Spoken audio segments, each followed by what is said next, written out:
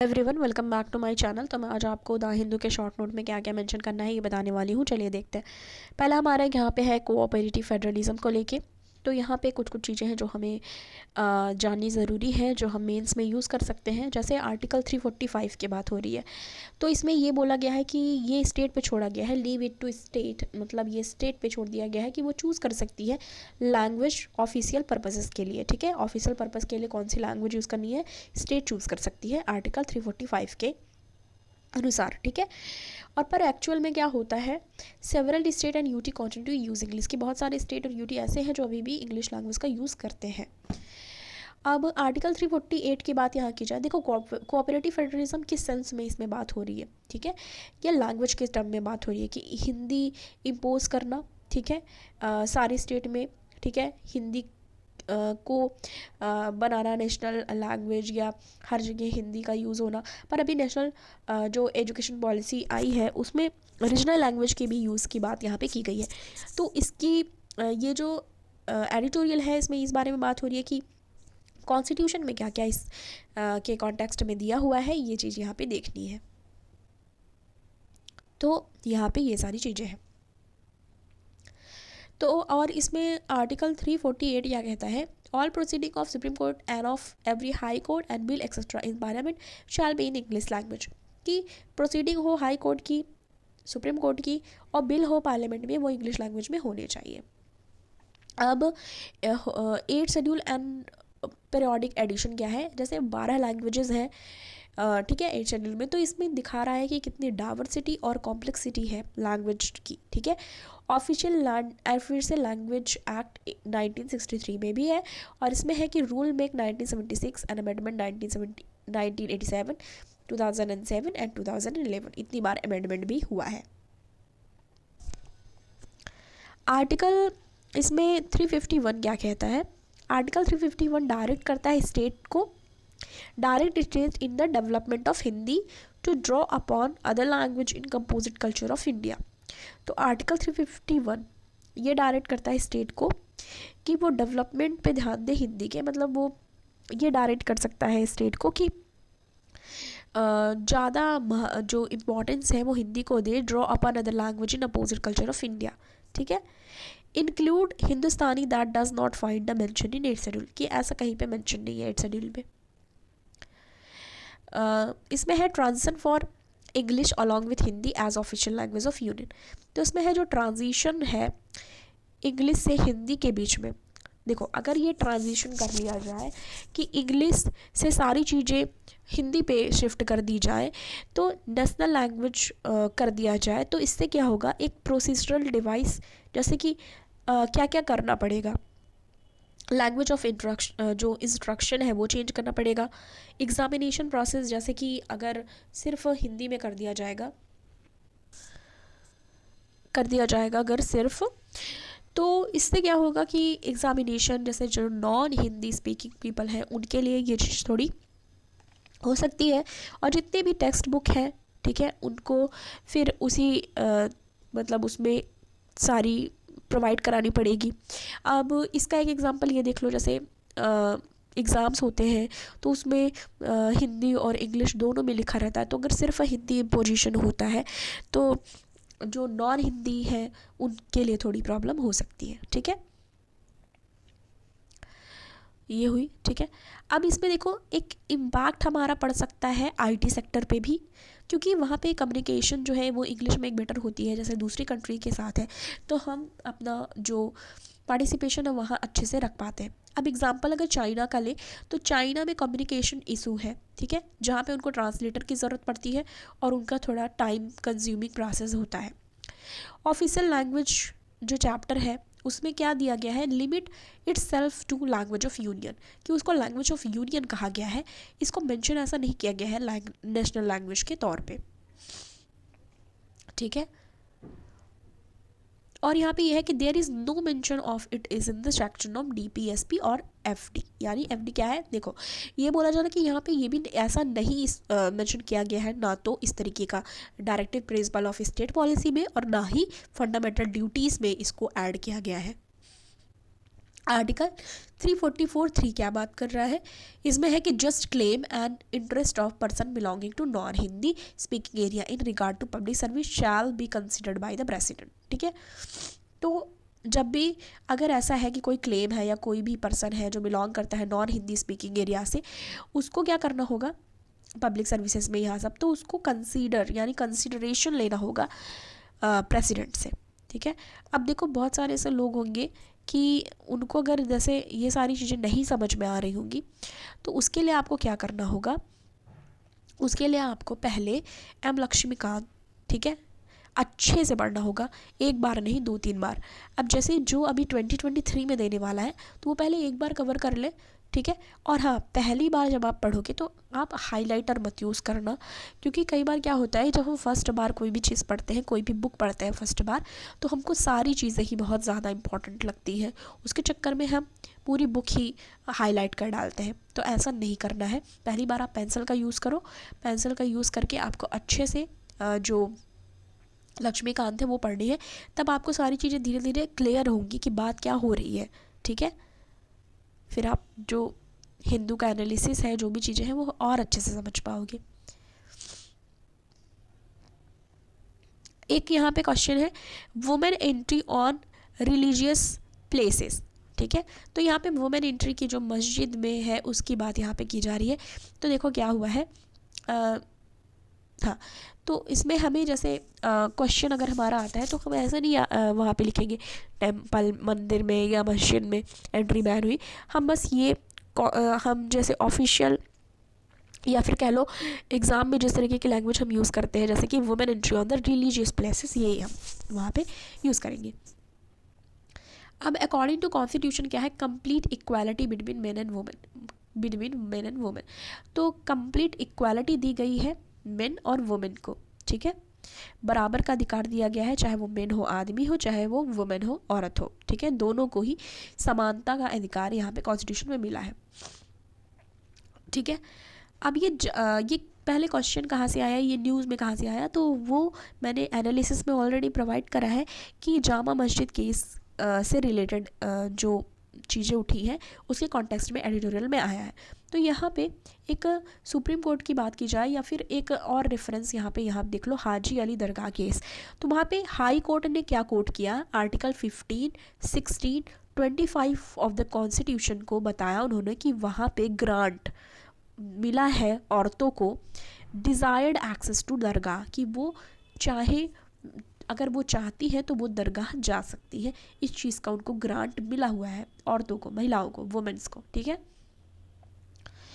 Under article 14 क्या कहता है, इक्वालिटी बिफोर लॉ की बात की जाती है आर्टिकल 14 में।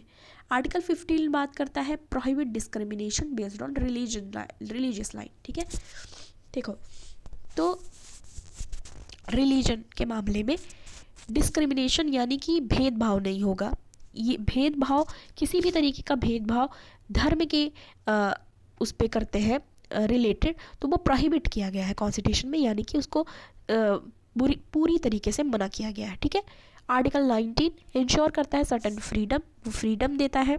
ठीक है, और आर्टिकल 21 क्या करता है, वो प्रोटेक्शन देता है पर्सनल लाइफ एंड लिबर्टी को, जो पर्सनल लाइफ है। ठीक है, हर इंसान को पर्सनल राइट्स मिले हैं, उनकी पर्सनल लाइफ है, और उनको लिबर्टी यानी कि स्वतंत्रता भी उस चीज़ के लिए मिली हुई है। अब इसमें बात की जा रही है कि any women can enter dargah if she want to, मतलब कोई भी औरत है, कोई भी वुमेन है, अगर उनको अपनी मर्जी से दरगाह जाना है तो वो जा सकती है। आर्टिकल 25 क्या कहता है, वो गारंटी देता है all person right to freely profess practice and propagate religion. तो जैसे हम अगर इससे रिलेटेड आता है कि वुमेन एंट्री ना, वुमेन एंट्री को क्या किया गया है कि बैन किया गया, या फिर क्यों नहीं एंटर करने दिया गया वुमेन को, इस तरीके का क्वेश्चन अगर मेंस में आता है तो हम वहाँ पे आर्टिकल 25 भी लिखेंगे कि जो वो गारंटी करता है, मतलब वो प्रोवाइड करता है सभी पर्सन, ऑल पर्सन। ठीक है, यहाँ पे मेंशन नहीं है मैन, वुमेन, ट्रांसजेंडर, LGBTQ, कोई भी ऐसा यहाँ पे जेंडर नहीं मेंशन है, यहाँ पे है मेंशन क्या, गारंटी ऑल पर्सन, किसी भी तरीके का कोई भी पर्सन हो, रिच पुअर कोई भी, हर तरह का पर्सन जो भी है उसको राइट मिला है, अधिकार मिला है फ्रीली, ठीक है, फ्रीली प्रोफेस करने का, ठीक है, फ्रीली वो प्रोफेस कर सकता है, वो प्रैक्टिस कर सकता है और प्रोपेगेट यानी कि प्रचार कर सकता है अपने धर्म को, रिलीजन को, ठीक है। इंश्योर करना gender equality and striving towards more inclusive society. तो क्या इंश्योर करना, जेंडर इक्वालिटी, मैंने जो अभी बोला जेंडर यानी कि किसी भी जेंडर से वो बिलोंग करता हो वो उसको इक्वालिटी मिली है, और ये सेलिएंट फीचर है कॉन्स्टिट्यूशन का, वहाँ पे ये चीज़ मेंशन है, फीचर्स है कॉन्स्टिट्यूशन के, उसमें ये चीज़ दिया गया है कि हर सभी को इक्वालिटी मिली है। अब एक लैंडमार्क डिसीजन आया बॉम्बे हाई कोर्ट का, जो उन्होंने परमिट किया एंट्री को लेके वुमेन की, ठीक है, permitted entry of women into sanctum sanctorum of Haji Ali Dargah in 2016। तो उन्होंने 2016 में एंट्री जो है परमिट कर दी, यानी कि मंजूर कर दिया एंट्री वुमेन की जाने के लिए हाजी अली दरगाह में, ठीक है, terming the ban of entry unconstitutional, और जो बैन लगा था एंट्री के लिए उसको अनकॉन्स्टिट्यूशनल यानी कि असंवैधानिक ठहराया, ठीक है, उनके लिए भी मैं बोल रही हूँ जो हिंदी मीडियम से है, ठीक है, तो ये असंवैधानिक ठहराया गया, ठीक है। और ऐसा भी है कि मेरी बहुत ज़्यादा ऐसा भी नहीं है कि बहुत परफेक्ट होगी, चाहे वो हिंदी हो चाहे वो इंग्लिश हो, तो उसमें कोई फिर ये कमेंट करके ना बोले कि आपने ये चीज़ गलत बोला, वो चीज़ गलत बोला, आप समझ जाओ बस उतना ही है। और अगर नहीं भी जैसे मैं कोई भी वर्ड ऐसा बोल रही हूँ, अगर आपको लगता है कि क्या है आपके अकॉर्डिंग सही नहीं है, तो आप उसको सर्च करके भी गूगल पे देख सकते हो, ठीक है। कुछ एक्सरसाइज की बातें आज की गई हैं, तो उसमें हम ये देखेंगे, जैसे इंडिया यूएस आर्मी एक्सरसाइज का नाम क्या है, युद्धाभ्यास, ठीक है, और ये हो रही है एलएसी पे, एलएसी के साइड में, ठीक है, कुछ दूर पे, वहाँ से आई थिंक 100 किलोमीटर या समथिंग वहाँ युद्धाभ्यास जो है इंडिया यूएस के आर्मी के बीच हो रही है, कुछ दूर है एलएसी के। एक्स अस्त्र हिंद ऑस्ट्रेलिया और इंडिया के बीच में, एक्स अग्नि वॉरियर सिंगापुर और इंडिया के बीच में हो रही है ये एक्सरसाइज। और देखो एक्स एक्स एक्स यूज़ हो रहा है, तो ये एक्सरसाइज है, मतलब एक्सरसाइज अग्नि वॉरियर, एक्सरसाइज हरिमऊ शक्ति ये मलेशिया और इंडिया के बीच में हो रही है, एक्सरसाइज गरुड़ शक्ति इंडोनेशिया और इंडिया के बीच में हो रही है, एक्स कज हिंद जो है, एक्स कज हिंद जो है वो कजाकिस्तान और इंडिया के बीच में। अब यहाँ पे बात हो रही है इंडिया और बांग्लादेश की तब में, तो क्या बात हो रही है, Kuki Chin refugee expected to enter Mizoram. तो ऐसा है कि जो कुकी चिन रेफ्यूजीज़ हैं वो एंटर कर रहे हैं मिजोरम के तरफ से, यानी कि मिजोरम के थ्रू वो इंडिया में एंटर कर रहे हैं, ये चीज़ की बात यहाँ पे की गई है। इस पे गवर्नमेंट ने कुछ बातें की है। गवर्नमेंट ऑफ इंडिया ने कहा है कि India is not a signatory to UN refugee convention. तो जो भी यूएन रेफ्यूजी कन्वेंशन का मेंबर होता है, जो सिग्नेटरी होता है, साइन करता है वहाँ पे, उसको अगर कभी भी रेफ्यूजीज़ आते हैं, जैसे कि रेफ्यूजीज़ क्यों आते हैं, ठीक है, कुछ दिन पहले हमारा क्वेश्चन भी था ना रेफ्यूजीज से रिलेटेड, तो उसमें था जैसे कि वॉर सिचुएशन होती है, कोई नेचुरल कैलामिटीज़ होती है, ठीक है, या किसी भी तरीके की जैसे तालिबान ने ऑक्युपाई किया था अफ़गानिस्तान को, तो अफ़गानिस्तान से बहुत सारे लोग बाहर गए, ठीक है, दूसरे कंट्रियों में, तो वो रेफ्यूजीज़ कैंप में रहे, रेफ्यूजीज़ कहलाए, ठीक है। म्यांमार का ऐसा हुआ था, रोहिंग्या मुस्लिम का इशू था, ठीक है। तो ऐसे बहुत सारे रेफ्यूज़ीज़ जो वॉर सिचुएशन, नेचुरल कैलामिटीज़ या बहुत सारी ऐसी चीज़ें होती हैं, डिज़ीज़, ये सब के, तो वो क्या करते हैं वहाँ पे मतलब दूसरी कंट्रियों में जाते हैं, ठीक है। तो इसमें है कि इंडिया ने साइन नहीं किया है, ठीक है, और इसलिए does not recognise refugee undocumented migrant are liable to be prosecute for violation of foreign. तो इसके लिए ऐसा इंडिया नहीं जवाबदेही है, या फिर उसको ऐसा नहीं है कि उसको यहाँ पे अलाउ करना पड़ेगा। एक हमारा न्यूज़ आया है यूनिवर्सल हेल्थ कवरेज को लेके। 15th फाइनेंस कमीशन जो चेयरपर्सन है NK सिंह, उन्होंने सब्सटेंशियल इंक्रीज़ की बात की है बजटरी अलोकेशन में, मतलब जब बजट अलॉट हो तो वहाँ पे हेल्थ केयर सेक्टर में बजट जो परसेंटेज है अमाउंट का वो ज़्यादा रखा जाए, उन्होंने इस बारे में बात की है। और सेंट्रली स्पॉन्सर्ड स्कीम में भी इस चीज़ को, बजट को बढ़ाने की यहाँ पे बात उन्होंने की है। और उन्होंने क्या बात की है, inclusion of health in concurrent list under constitution. तो उन्होंने बोला है कि हेल्थ जो है, हेल्थ उसको कंकरेंट लिस्ट में रखा जाए, जिससे सेंटर और स्टेट दोनों ही उस पर काम कर पाएंगी। यूनिवर्सलाइजिंग हेल्थ इंश्योरेंस कैप्चर को बात की गई है। 1 मिनट। हाँ, तो द मिसिंग मिडिल की बात की जा रही है। तो मतलब मिडिल क्लास, मतलब उन सेक्शन की बात की जा रही है यहाँ पे जो इतने भी रिच नहीं है कि वो बाय कर सके प्राइवेट हेल्थ कवर को, जो हाईली एक्सपेंसिव, मतलब ज़्यादा इतने पैसे भी नहीं है कि प्राइवेट हेल्थ कवर को वो क्या कर सके, बाय कर सके।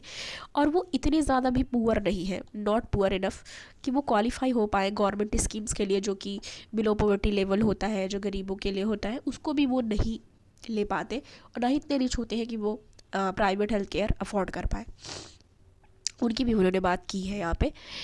We need to enhance public outlay on health. उन्होंने बोला कि हमें पब्लिक हेल्थ जो मतलब पब्लिक आउटले है हेल्थ पे, उसको इंक्रीज़ करना होगा, इन्हांस करना होगा 2.5% GDP का 2025 तक। ठीक है। नीति आयोग की यहाँ पे बात हो रही है कि नीति आयोग ने डीकार्बोनाइजिंग इंडस्ट्रियल इमिशन को लेके बात की है। यहाँ पे एक नया टर्म आया है, CCUS टेक्नोलॉजी। तो CCUS टेक्नोलॉजी क्या है, पहले तो फुल फॉर्म हम जानेंगे। यह है carbon capture utilisation and storage. ठीक है, ये एक टेक्नोलॉजी है जो डीकार्बोनाइजिंग इमिशन को लेकर के लाई गई है, जो हेल्प करेगी डिकार्बनाइज करने के लिए। और जो पोल्यूटिंग सेक्टर्स हैं जैसे steel, cement, oil, gas, petrochemical, chemical and fertiliser, वहाँ पे ये मदद करेगी डिकार्बनाइज करने के लिए। और एक क्रिटिकल रोल प्ले करेगी कंट्री को, जैसे कंट्री के लिए हाफ CO2 इमिशन जो वो अचीव करना चाहती है 2050 तक, उसके लिए। और ये जो रिपोर्ट है वो लाई गई नीति आयोग और जो MM दस्तूर कंपनी है उनके द्वारा। तो आज आप ये कमेंट करके बताना कि जैसे मैं जो ये इतना एक्सप्लेन कर रही हूँ वो आपको ठीक लग रहा है कि नहीं। इसमें है और एक इम्पॉर्टेंट और क्रिटिकल रोल, ठीक है, ये प्ले करेगी किस चीज़ में, अकम्प्लिश करने के लिए नेट जीरो बाई 2070। तो जो एक टारगेट है कि नेट जीरो तक हमें जाना है, नेट जीरो इमिशन तक जाना है 2070 तक, उस चीज़ को भी ये क्या करेगी, पूरा करने में मदद करेगी। CCUS also has an important role to play in enabling sunrise sector. तो जैसे जो सनराइज सेक्टर है, जैसे कोल है, गैसिफिकेशन है और हाइड्रोजन इकोनॉमी को लेके, उसमें भी एक इम्पॉर्टेंट रोल प्ले करेगी। तो ये था आज हमारा द हिंदू का शॉर्ट नोट का एनालिसिस। पसंद आए लाइक करें, ज़्यादा से ज़्यादा शेयर करें, चैनल पे नए हैं सब्सक्राइब करना ना भूलें। मिलती हूँ नेक्स्ट वीडियो के साथ। Thanks for watching.